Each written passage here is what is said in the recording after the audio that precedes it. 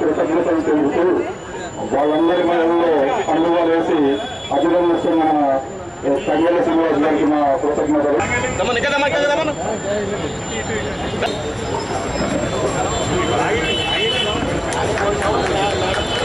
అభినందిస్తున్న మన పిఠాపురం ఇన్ఛార్జి మర్రెడ్డి శ్రీనివాస్ గారు, అలాగే ఈరోజు ఐదో రోజుగా ఈ ప్రాయశ్చిత్త దీక్ష రాష్ట్ర ఉప ముఖ్యమంత్రి గారు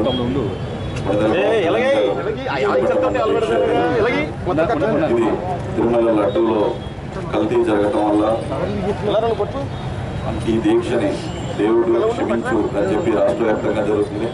అలాగే ఈరోజు పిఠాపురంలో ఐదో రోజు దీక్ష వికలాంగులతో కలిసి ఈరోజు ఈ ప్రాయశ్చిత్త దీక్ష పిఠాపురంలో డిప్యూటీ సీఎం గారి కాన్స్టిట్యున్సీలో ఐదో రోజు వికలాంగులతో కలిసి చేపడుతున్నాం.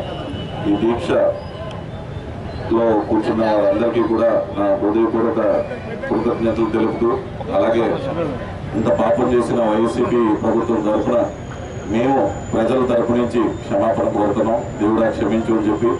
అలాగే అన్ని గుడుల్ని కడగటం, ఏ గ్రామాల్లో ఆ గ్రామాల్లో మొత్తం అందరూ కూడా ఆ గుడులన్నీ కడిగి దేవుడిని క్షమాపణ కోరి చేసిన తప్పుని మళ్ళా మన ఆంధ్రప్రదేశ్ ప్రజలు కాకుండా దేశవ్యాప్తంగా, రాష్ట్ర వ్యాప్తంగా, మొత్తం అంటే ప్రపంచవ్యాప్తంగా కూడా ఆ లడ్డూ తిని అంత పాపం చేసాం.